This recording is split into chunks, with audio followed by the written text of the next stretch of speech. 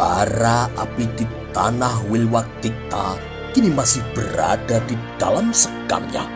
9 tahun setelah pemberontakan Rakrian Kuti, Jaya Negara atau kerap pula disebut sebagai Kalagemet meninggal dibunuh oleh Rakrian Tanca, salah seorang tabib istana. Tanca kemudian dibunuh oleh Gajah Mada dengan cara membenamkan keris ke perutnya. Sepeninggal Prabu Jaya Negara yang tidak memiliki keturunan, maka kemudian Sri Kitarya Tribuana Tunggadewi Jaya Wisnuwardani secara bersama-sama dengan adiknya Dyah Wiyat Raja Dewi Maharajasa kemudian menggelar pemerintahan bersama. Di masa pemerintahan inilah dengan disaksikan oleh kedua Prabu Putri dan masing-masing suaminya, yaitu Raden Cakradara dan Raden Kudamerta, disaksikan pula oleh mantan Mahapatih Aryatada yang sebelumnya menggantikan Mahapatih Dyah Alayuda, disaksikan segenap tanda dan pimpinan prajurit dilakukan di atas tatak Rambat Palembang Nguntur. Gajah Mada yang diangkat menjadi seorang Mahapatih menggantikan Aryatada kemudian mengumandangkan sumpah yang amat menggegerkan. Sumpah sakti yang menjadi pijakan awal untuk membawa Majapahit menuju kejayaan yang gilang gemilang. Sumpah Palapa yang kemudian menjadi pijakan semangat untuk mempersatukan seluruh wilayah Nusantara. Sebagai orang kedua di Majapahit, Gajah Mada kemudian mendapatkan gelar kehormatan Sang Maha Mantri Mukya Rakyat Mapatih Empu Mada. Dengan menggenggam semangat Camunda dan menggusur semangat Aksopia, Gajah Mada berhasil membawa Nusantara menjadi satu kesatuan yang utuh. Beberapa negara tetangga yang saling bermusuhan antara satu dan lainnya dihimbau untuk mau bersatu bahu-membahu menghadapi musuh yang sama, yaitu negeri Tartar yang berusaha mati-matian menyelinap kembali menanamkan pengaruhnya. Bagi yang bersedia bersatu dengan sukarela, mereka akan diterima dengan tangan terbuka. Namun kepada negara yang membangkang, maka apa boleh buat, mereka harus digebuk. Bali diserbu, demikian pula dengan Dompo di Sumbawa dan Tumasek di ujung barat. Namun perjalanan Gajah Mada tidaklah mulus tanpa batu sandungan, bahwa untuk menyatukan seluruh wilayah Nusantara apabila perlu memang harus dengan pemaksaan. Gajah Mada kecewa karena di pekarangannya sendiri Sunda Galuh justru tidak mau menyatakan bersatu. Hubungan kekerabatan yang ada menjadi perintang bagi Gajah Mada untuk memaksa Sunda Galuh dikawali untuk tunduk kepada Wilwaktikta. Penyerbuan ke negeri Sunda Galuh ditentang oleh para banyak kerabat istana berdasarkan sebuah alasan. Raden Wijaya, sang pendiri negeri Wilwaktikta, terlahir dari perkawinan Dyah Lembutal dengan seorang bangsawan Sunda. Ketika waktu terus bergerak adalah Prabu Hayam Wuruk yang ketika itu masih berusia 23 tahun merasa membutuhkan seorang permaisuri. Dari banyak pilihan, tibalah pilihan itu pada Dyah Pitaloka Citra Resmi yang cantik jelita.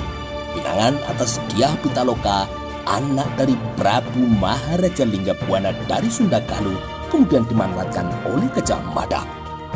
Pesta perkawinan besar-besaran kemudian diselenggarakan di Mojopahit dengan alasan diselenggarakan bersamaan dengan digelarnya Pasewaan Agung yang akan dihadiri oleh segenap utusan negara bawahan.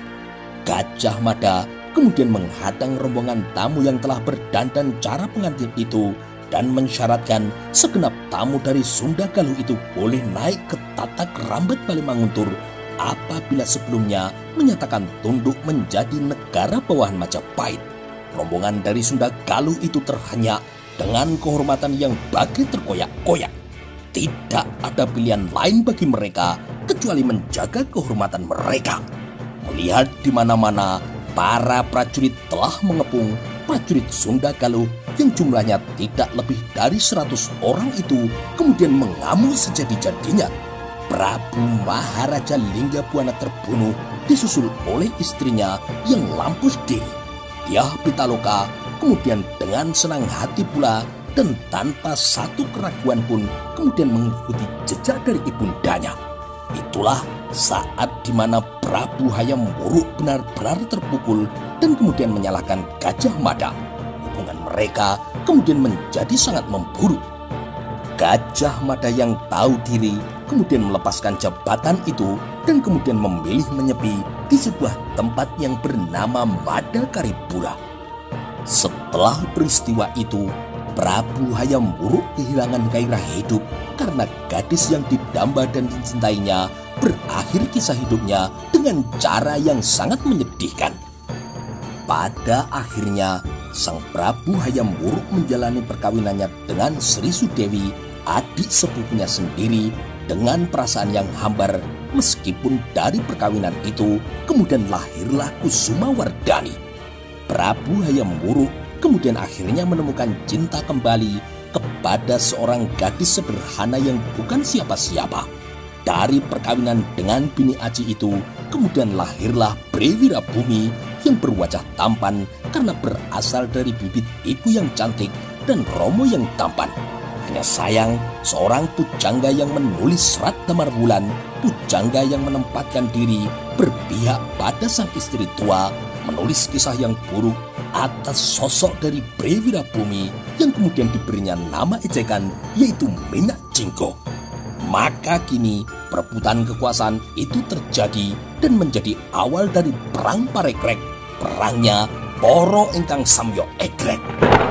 Udara kini telah mendidih di tatak rambat Balimanguntur dan bara api yang bersembunyi di bawah tanah bagai siap menghanguskan apapun dan siapapun seolah tidak rela tidak disertakan dalam perebutan kekuasaan tersebut.